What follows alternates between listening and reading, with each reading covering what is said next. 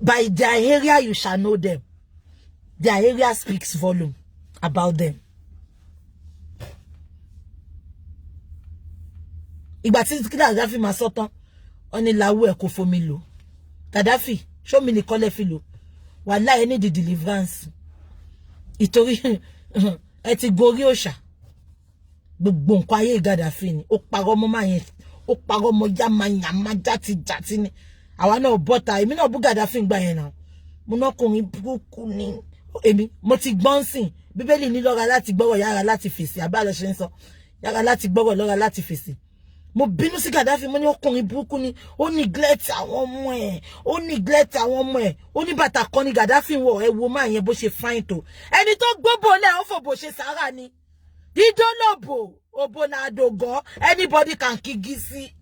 Òbò na àdògán, anybody can kígi sí. Tó bá gbóbò ẹlẹ̀ Gaddafi àdó. Abẹ́ ẹ̀gbọ́n ni. Gaddafi bàtà brown kan ló ń wọ̀ kò ní bàtà. Support show what's the to yen lo yinbo ni. Tí Gaddafi ò bá tẹ̀ wá rówó ra bàtà, á lọ sí charity. Èló ló ń ta bàtà charity. Ó máa pa, ó máa gbéró yẹn kalẹ̀, ó máa roast ẹ̀, ó máa fi butter sí, ó máa fi gbogbo ẹ̀ sí. Àwa náà àwa máa gbé Gaddafi ṣe pé lórí chat ẹ̀. Kò ní dá fún Gaddafi. Á dá fún Gaddafi. Kíni kan ṣe Gaddafi. Mà ti ṣìnà láyé mi ò, k'Ọlọ́run ṣàánú mi ni. Èmi mo ti gbọ́n. Wàláhì bí ṣe máa wo gbogbo wọn ni. Kí n tó dá sọ́wọ́ nsìn, kí n tó lọ ní mo bẹ́yàn kan kọ́mẹ́ǹtì àbí mo lọ ń gbèjà. Mo máa ń wò dáadáa ni because wọ́n á fi bí ṣú ẹni. Wá find out pé irọ́ ló pọ̀. Ẹ jẹ́ kí n sọ fún yín, Àdàbí máa ń wò kó tó jà. Àbí kò yé yín? Àdàbí máa ń wò kó tó jà. Ẹ wo gbogbo bí bó ṣe attack mi tó bí ṣe jà tó nígbà tí ex-convict dupe mi. Ṣé nǹkan tí mo sọ yé yín? Ṣé ẹ pé ó ti jẹ́ kí n weak? Àwọn èèyàn pè mí gan-an tán ní àbúkí ó try. Àwọn máa ti sákò lórí Facebook. Àwọn ò tẹ̀lé lè jáde mọ́. Ẹ wo mi dáadáa. Nǹkan tó bá mú mi tí mo jáde mọ́ bí a kú nìkan lè ní kí n má jáde sórí Facebook mi. Bí a kú nìkan àbí mo sick. Tí n bá lórí sick bed gan máa yìí ṣe show. Èèyàn kò lè lé mi because orí òótọ́ ni mo wà. Mi ìgbọ́ pé rọ́ ló ń lékè rí, òótọ́ ló máa ń lékè. Ẹni tó bá dé ń gbàdúrà fún, tí ṣe owó ẹ̀ ń ṣépè fún, èpè ló máa mọ̀. Ẹ get ẹ̀. Michael Jackson, Bobby Brown, kò bá wa welcome ex-convict. Ó lè ló lè máa jẹ́. Ẹni tó jalè ló bá ọmọ jẹ́. Ẹ get ẹ̀ ni. Ó ti wà nínú history. Tó bá máa refer an ex-convict. An ex-convict. An ex-convict money. Wọ́n wá ní ex-convict, he has a grand entry. Ẹjọ́, ṣé ó lọ jàjà Ààrẹ Ọ̀nà Kakanfò ni? He has a grand entry. Ṣé ní téèyàn bá ti wà láyé bójó ọkùnrin bójó obìnrin tí ò bá ti ní tìjú, ẹ má fẹ́. Tẹ́ bá ń gbọ́ nǹkan tó ń pè ní shameless. Tí ọkùnrin bá ti wà tí ò ní tìjú, àbí tóbìnrin bá ti wà tí ò ní tìjú, ẹ má fẹ́. He was welcome. Ex-convict was welcome in a grand entry. Grand entry? Are you not shameless? The world knows you are a scammer. The world knows you are a thief. The world knows you spent 6 months in Kirikiri prison. Google his name. Prison attachment. Kan wa ngeli sokale lọ́hùn. Kan wa be patch here. A prisoner will always be a prisoner. Ole ni scammer ni deal with it. Set of bunch of fools. Grand entry. Lala kuko. No era won grand entry náà ni. Bí ọlọ́kadà, bí ìyá onípitó, bí ìyá onípàrágà, bí àbí kan tí mo sọ yé yín. Ó wà ní grand entry. Ó throw shade lánàá. Ṣé bá pé ó throw shade? Èmi ò ṣọjọ́ èrè mi àti ẹ. Ó mọ̀ kó jù, máa sọ fún ẹ pé mi gan mọ̀ gbà. Máa gbà. Máa rap ẹ dáadáa, máa jù fún ẹ padà. Èmi tí mo sọ bẹ́ẹ̀ ni, máa jù fún ẹ bí catapult ni. Ibi tó máa ti bá ẹ ò ní mọ̀. Ex-convict, ẹ wá welcome ẹ bí pé ìgbà tó lọ sí Michael Jackson. Tẹ̀wọ̀n dé máa jẹ́, ó ti ní stigma yẹn. Tẹ̀wọ̀n dé ni, kò dé ṣe first time in prison, second time in prison. Mo ti sọ fún yín, ó ṣe ìyọnu ni. Ẹ má blame àwọn tó celebrate it. They are not stupid. Ó ṣe mọ́ṣẹ́ ni. Àwa wí tán wọ́n sọ pé Ìyá Rainbow kan sọ pé o Ìyá Rainbow sọ pé tó bá padà wá sí prison òun ní wá Ìyá Rainbow. Ẹ jẹ́ Parkwell. Ó ní Ìyá Rainbow sọ pé orí hàn sí pé tó ń bá padà lọ sí prison kò ní sí ńbẹ̀ mọ́ lẹ́lẹ́kẹta àbólórí burúkú ni yín ni. Of course ó serve time say na ó dẹ̀ máa padà lọ máa ṣe tó kù láti ilé. Ṣó sọ fún ipò fílẹ̀ ni. Can't you read between the lines? He is not a free man. He is still going to court. Get that into your dumb, stupid, idiot calls, fools. Bí ọdún Fátóyìnbó ṣe ra wọn miscreants come and celebrate ẹni because kò ṣògùn ìyọnu. Gbogbo nǹkan tí gbogbo yín ṣe yìí ó ti ṣe mọ́ṣẹ́ ni. Ẹ̀yọnu ló ṣe ẹ̀ ní ráṣìṣe ẹ̀. Kò sẹ́ni tó sọ pé kó kú kó lọ kú sí prison. Ẹ jẹ́ kí n enlighten yín lọ́sàn yìí. Kò sẹ́ pé kò ṣe wọn gbére lọ́fun. Wọn ò fún lẹ́wọ̀n gbére.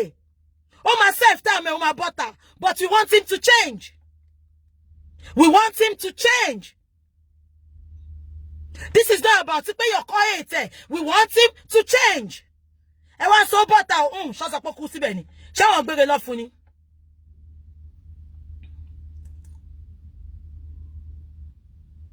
Àtúpọ̀ olórí burúkú apárí àgàn alẹ́ àtúpọ̀ olóṣì bọ́dá Sọ́jí ẹjọ́ torí Ọlọ́run gbogbo nǹkan tí àtúpọ̀ sọ nípa ex-convict time ò ní fún yín láti gbé jáde.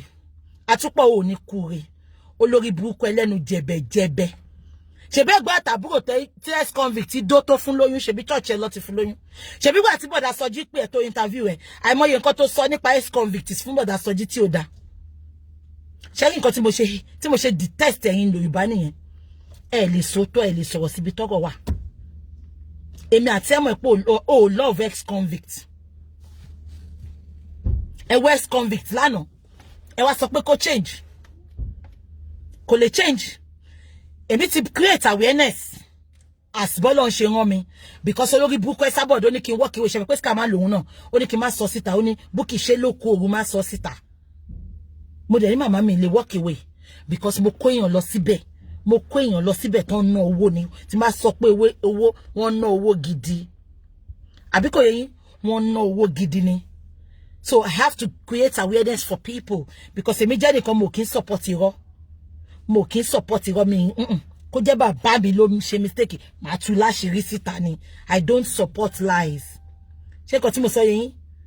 So at the end of the day wọ́n wá sọ pé yàn ṣe kàkà kò sẹ́ tó ní kókù but kó change ways ẹ̀ because o lè máa mock Ọlọ́run. How long can you mock God for? You can mock God. Nobody can mock God. Mo ti sọ fún yín. Quote me and unquote me. Ẹ jẹ́ kó continue sẹ́. Ó tún máa rí mi ìhè èmi ni mo sọ mo kọ́rọ̀ mi jẹ. Ẹ tún bọ́ta kẹtù ṣe chat kẹtù bú mi.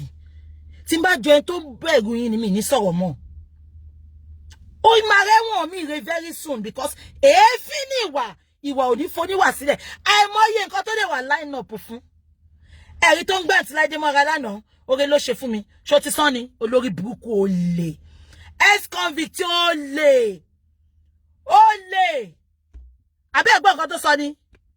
Ẹ̀gbọ́n nǹkan tó sọ ni. Ó ní ṣé 11 million lòun ò ní àbó lórí burúkú dẹ́ni. Ó ti sọ 11 million yẹn. Nǹkan tẹ́jọ́ ṣe wà ń kọ́tù nìyẹn. Ó sọ pé wọ́n set òun up ni. Àti Kẹ́mi Awóyẹlé good afternoon. Ó náà set òun up ni. Ex-convict wọ́n set up.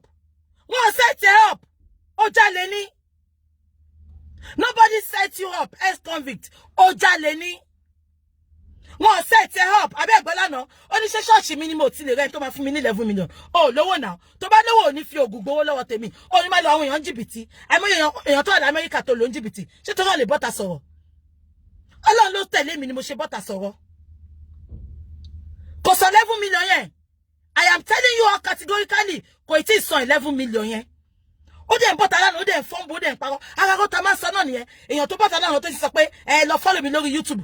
Strategize. Ó ti strategize gbogbo nǹkan tó ti wá fi wá gbé yín mọ́ra. Ó ti àbẹ́ ẹ̀gbọ́n tó sọ ni. Ẹ̀gbọ́n tó sọ ni. Ẹsẹ̀kẹsẹ̀ lọ follow mi YouTube. Òun fẹ́ kọ story. Àtijọ́ tí mo ti mọ̀ ló ti fẹ́ kọ̀wé. olè kò níye tó gbà lọ́wọ́ àwa yìí náà tó sọ pé ó fẹ́ kọ̀wé ṣé kò níye tó gbà ní sórí ìjọ tó bá accept bọ́lọ́run ṣe dá ẹ tó fi rán máa jà àwọn èèyàn lólè tó máa mọ̀kọ́ lọ́hùn ìjọ yẹn lọ́lọ́run máa gbàdúrà ẹ ìwọ fake ass idiot tó pera ẹ ní wòlíì you are not a prophet you are not a prophet you are not you are just a scammer idiot ọmọ orí street ní ẹ brown house Oṣòdì tó dó gbé yẹn náà níbẹ̀ ló ti jalè ọmọ orí street ní ẹ ó dẹ̀ ti ń jalè tipẹ́ tí ìyá ò bá ẹ wí òun ló mú ẹ dàgbà tó wá lọ ṣẹ̀wọ̀n tó wá sọ pé wọ́n hate ẹ nobody hates you ṣó fẹ́ gbọ́ àwọn tó bẹ̀ sọ̀rọ̀ gan àwọn tó love ẹ they want you to change if you see anybody celebrating you they don't love you ó jẹ́ kó lọ jókòó kó lọ tú ẹ̀dọ̀ orí ẹ̀rọ ni àwa wí tó lórí burúkú àtúpọ̀ sọ pé ìyàwó rere lọ́dọ̀ ọkọ ni Ṣọlá àbó lórí burúkú ni ẹni ṣé wọ́n gbére lọ fún ni kí tó lè sọ pé Ṣọlá ìyàwó rere lọ́dọ̀ ọkọ á jẹ́ pé wọ́n fún ex convict lẹ́wọ̀n gbére ó wá dúró òbú ẹlẹ́ pakòdókó ó dúró 6 months ẹ̀ ń pè níyàwó rere lọ́dọ̀ ọkọ ṣe bí bọ̀dá Sọjí sọ pé wọ́n gbọ́ nígbà tó lọ bá ọkùnrin kan lẹ́yìn ìgbà tí ex convict wà nú ẹ̀wọ̀n àbó lórí burúkú ni gbogbo yìí ni kété kí fẹ́ máa sòótọ́ náà àwa wí tó ń ṣe wọ́n Nàìjíríà wọ́n 23 million yes sister Lolo 23 million 23 million I didn't give him cash like that ìjọ 1 million ìjọ 1.5 but mo ti fi sílẹ̀ fọlọ́run ṣé ẹ̀yin rí ókè bí tẹ́tí ọmọ ẹ̀pọ̀ lè ní ṣé rí tó bọ̀tà tó sọ pé òun ò gbowó lọ́wọ́ mi ṣé rí gbogbo àti bọ̀bọ̀ tó wà ní Maryland ẹ̀ béèrè lọ́wọ́ ẹ̀ ìpè ṣó gbowó lọ́wọ́ mi ó sọ pé owó tí táwọn gbà lọ́wọ́ mi ó ní church ni mo fi sí mi ẹ̀ bá sanwó sí church account tiẹ̀ account ìyàwó ẹ̀ account bí ọba ẹrú tó pera ìlọ́ba account ẹ̀yin mẹ́ta yẹn ló wà lọ́wọ́ mi tí bá fowó sí church bí mo kàn fowó díẹ̀ sí pé kí n fi encourage àwọn èèyàn account yín gangan lẹ máa mú fún mi kí n máa fi owó yẹn sí tíyàwó ò bá gbà ọba àgbà ìwà àgbà ìgbà tí bàbá bẹ́rẹ̀ náà díẹ̀ máa bèrè lọ́wọ́ ẹ̀ ó sọ pé owó yẹn mi òótọ́ ni mò ń sọ ṣùgbọ́n church ni mò ń fún èmi ò fowó sí account church account ẹ̀yin mẹ́tẹ̀ẹ̀ta ni mo fowó sí but mi fẹ́ sọ̀rọ̀ pa ìmọ̀ àwọn olórí burúkú tó wá sórí chat ló jẹ́ kí n tún rántí kò ṣọ̀rọ̀ ẹ̀ ni mo wá sọ ṣe pé mo sọ fún pọ́rọ̀ ẹ̀ sábọ̀d mo wá sọ but àwọn olórí burúkú tó wá ń tọ́jà tó wá tó fi pé idiot ni mi ò fẹ́ sọ̀rọ̀ àbí mo ní nǹkan tí mo fẹ́ sọ àwọn ni mo ṣe fún wọn lésì ẹ má bínú ẹ̀yin tẹ́ ní kí n má sọ̀rọ̀ àbí kò yé yín but eléyìí ò ń ṣọjọ́ ọ̀rọ̀ tó bá ní tìjú ni ò ní sọ pé fún ẹ ní grand entry what is the grand for what àwọn wo ló ń oppress kò sẹ́ni tó rí ẹ just go and be good for yourself kó wà good for ẹ̀dá ẹ sórí ibi tó ti selfish ni pé ó rọjọ́ ọ̀la àwọn ọmọ ẹ ó rọjọ́ ọ̀la àwọn ọmọ tó bí sílẹ̀ tó bá jẹ́ ìyá yẹn wá jẹ́ bí yá ló mọ nǹkan tí n bá ṣe lé ní for anybody ṣọwọ́ mọ mi tí mo bí sílẹ̀ yẹn ó wà ń bẹ̀ náà àbíkan tí mo sọ yẹn yín ó wá náà fún grand entry ó ní tìjú ni tó bá ní tìjú ò ní máa ṣorí burúkú kó sọ pé fún grand entry ó tẹ̀wọ̀n dé ó náà fún grand entry ṣọwọ́ àwọn fẹ́lá ní Kúlápọ̀ Kútì àwọn ló máa lọ sẹ́wọ̀n tó máa wá látẹ̀wọ̀n tó máa celebrate bẹ́ẹ̀ yẹn àwọn Nelson Mandela àwọn ló máa wá látẹ̀wọ̀n tó máa celebrate bẹ́ẹ̀ yẹn ṣọwọ́ celebration tó ṣe fún ẹ lánàá yẹ̀yẹ́ ẹ lọ́wọ́ wò 5,600 online tó wẹ̀ yẹ̀yẹ́ 99% tí wọ́n yẹ̀yẹ́ ẹ lọ́wọ́ wò kí ló fẹ́ sọ ẹ jẹ́ ṣé kí ṣọ́ọ̀kẹ́ lánàá ṣọwọ́ yọ̀kan kò mọ bọ́rọ̀ èmi àti ẹ ṣe rí ṣọwọ́ pẹ́ nìyẹn lè pe àǹtí mi kan lánàá ó ní Bukky ti ń sọ̀rọ̀ òun gan bínú sí Bukky pé ó ti sọ̀rọ̀ jù ó ní àná tóun wo bó ṣe sọ̀rọ̀ lórí chat ẹgbà tó dé yẹn ó ní scammer ni ẹ mi ìmọ̀ ẹni tó sọ rí o ọ̀rẹ́ mi tó sọ fún ló sọ fún mi ó lóun ò bá wọn dá sọ̀rọ̀ ex convict pé òun kàn máa ń gbọ́ ni ó ní but àná tó dé yẹn tóun lọ wù ẹ́ lórí chat ó ní òun dé ó ní òun rí pé boy is real scammer èmi ló ń jókòó sí èmi ló ń jókòó sí wàhálà ẹ̀ máa mú gbogbo òkò yẹn pọ̀ máa fọ́yà láyà ẹ̀ lórí olè ó sọ fáwọn tó wà ń ta pé wọ́n ti confiscate church ẹni ó sọ fún wọn ni ìwọ tó ń sunkún sínú tó wá ń rẹ́rìn ń ta olè má lọ change ìwà ẹ go and change if you change is for your own good not for me I like you that is why I'm scolding you dẹ̀ lè ever sọ pé gbogbo nǹkan tí mo bẹ́ẹ̀ sọ mi ìbẹ́ sọ ń kọ̀rọ̀ rí gbogbo nǹkan tí mo bẹ́ẹ̀ sọ kọ̀rọ̀ ni mo ti ń bẹ́ẹ̀ sọ mo ti bẹ́ẹ̀ sọ kí n tó bọ́ta wá tú àṣírí ẹ̀ síta ìgbà tí mo rí pé mo lè contain ẹ̀ mọ́ mo ṣe bọ́ta pé he is not a pastor he is not who he called himself to be àbíkan tí mo sọ yé yín Camera tẹ́ ń gbé kiri church yín lẹ́ni. Ṣé bá wà lára? Jésù ò dẹ̀ ṣe nǹkan kan. Jésù ò ṣe nǹkan kan náà ni. Àbó ti gbàgbé nígbà tẹ́ sọ pé kò sí camera tó máa fún wọn ní good view. Ó ti gbàgbé ní. Samoba ayé ò ní dá. Only do you know how many great men went to prison? Ṣé great men tó wà ní Bible tó lọ sí prison yẹn? Ṣó jalè ní olórí buku Samoba. Samuel Oba ṣé wọ́n náà ni. Samuel Oba tó bá jẹ́ pé nǹkan tí ex convict ṣe dá. Ṣé bá àwọn family ìyàwó ẹ̀ oni ẹni kan wá kí ex convict pó ti dé. Wọ́n deny ẹni now. Wọ́n náà wò ní wá kí. Nobody wants to associate themselves with an ex convict. And tó bá jẹ́ pé Mandela ló ń celebrate lánàá yẹn mọ̀ pé ó lọ sí prison fún liberation àwọn mẹ̀kúnnù ni. Jẹ́ kí wá sọ kíní kan fún ẹlẹ́ni ex convict. Àfitọ́ lọ́hùn ò bá sí lókè. Ewé Masuko kò ní dá fún gbogbo ẹ̀yin tẹ́ ní leave this man. Ikú ló máa pa yín. Ex convict Ewé Masuko. Ṣé pé gbogbo prison tó lọ ẹ̀ náà ò mọ̀ pé ó máa lọ. Tó bá sọ pé ó máa lọ wà nírọ́ ni. Ex convict Ewé Masuko. Tí irọ́ bá dẹ̀ lọ lógún ọdún, òtítọ́ máa fara wọn ńjọ́ kan. Orí òótọ́ ni mo wà. Wà rí pé mo stand kí gbogbo ayé kàn wá against mi lórí ọ̀rọ̀ ẹ̀. Ìyẹn ò ní change mind mi. I will still stand on my words. Am I communicating? Now jẹ́ kí n wá sọ fún ẹ. Ṣótìrí tó bá wá jẹ́ pé òótọ́ ló ṣe tó yẹ pé mo parọ́ mọ́ ẹ, ó kù ẹ, ó kù mi, ó kù Ọlọ́run. Tó bá yẹ pé gbogbo nǹkan tí mo sọ mo bọ́ta mo sọ pé mo wá parọ́ mọ́ ẹ, ó kù ẹ, ó kù mi, ó kù Ọlọ́run. Ṣùgbọ́n tó bá yẹ pé lóòótọ́ ni mo sọ, ó ní mú jẹ ẹ̀wọ̀n yẹn ó tún máa padà lọ. Èmi tí mo sọ bẹ́ẹ̀ ni. Ẹ̀yin èèyàn mi ẹ notice ni àwọn obìnrin ló máa jà fún jù. Ìsídà kó jẹ́ pé àwọn fuck mate ẹ̀, àwọn tó ti dó, àwọn tó ti gbá tán irú wọn ní Àjànàkú tó wà ní Amẹ́ríkà. Ìyẹn wà nílé ọkọ ṣùgbọ́n ojoojúmọ́ lòun àti ẹ̀ ṣe sex video. Àjànàkú kan báyìí tó wà ní Amẹ́ríkà. Ọmọ ewé ni Àjànàkú. Christian Chikwendu yìí ó gbé sórí kíní ńgbà kan fún mi. Chikwendu ó gbé Àjànàkú yẹn sórí chat fún mi ńgbà kan. Àjànàkú náà ó dìdí fẹjọ́ ẹ̀sùn mi ńgbà yẹn ni o. Tó ní ó máa ní káwọn máa ṣe phone sex. Ọlọ́run ló yọ òun ṣe. Àjànàkú ṣe bó lọ́wọ́ ọjọ́ fàǹtẹ́lì náà. Àjànàkú ò ní kúre. Tó bá máa dúró àwọn ìlú ẹ̀ tó ti gbé kéṣẹ̀ wá fún mi. Tó ní bó ṣe máa ń bẹ̀ sùn kiri nìyẹn. Onídọ̀tí olóhùn. Àwọn olóṣì ẹ sọ̀rọ̀ ẹ̀ nílé own up. You can't own up. You can't ṣẹtiri ó ti débi ṣé mo sọ fún yín àwọn obìnrin yẹn ti débi. What else do you want? I don't want anything. Ṣèyí Àjànàkú ẹ ṣe. Ṣèyí Àjànàkú tó wà ní Amẹ́ríkà. Òun àti Chikwendu 3-way call la ṣe ń jọ́ náà. Ló sọ gbogbo nǹkan tí ex convict máa ń bá ṣe, gbogbo owó tó ti gbà lọ́wọ́ ẹ̀, gbogbo bó ṣe ní kó wá mọ́ ọmọ kan lọ sí Amẹ́ríkà. Ó ní kó wá mọ́ ọmọ kan lọ sí Amẹ́ríkà. Àbí kò yé yín tó sọ oríṣiríṣi fún mi ń jọ́ náà. But èmi mo like my record. I don't do it because ó máa bọ́ ọmọlúàbí ẹ̀ jẹ́ ni. Àwọn tó ń trust ẹ̀ wọ́n ní wá bẹ́ẹ̀ mọ́. Ṣé kò tí mo sọ yé yín?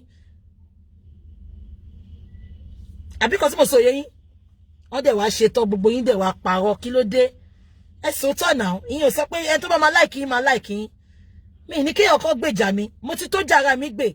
Àfi tí bá parọ́ mọ́. Ṣèyí Àjànàkú bẹ́ẹ̀ ni. Ìyàwó Simple. Okay, ṣé ìyàwó Simple ni Ṣèyí Àjànàkú yẹn mi mọ́kọ́ ẹ. Àwọn ń lọ ẹbí méjì mẹ́ta kan ṣáà inbox mi pé Ṣèyí Àjànàkú olórí burúkú ní ìpájà àgbòrò ní bó ṣe máa ń bá sùn kiri ni pé ọkọ ẹ̀gàn tó mú wá láti Nàìjíríà tó mú lọ sí Amẹ́ríkà ó fi bí iṣu náà ni.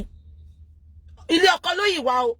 But ó kàn máa ń ṣe bàbá yẹn yamayama. So àwọn àbúrò bàbá yẹn gan pè mí gbà tó gbọ́ pé mo dárúkọ ẹ̀ ńgbà yẹn.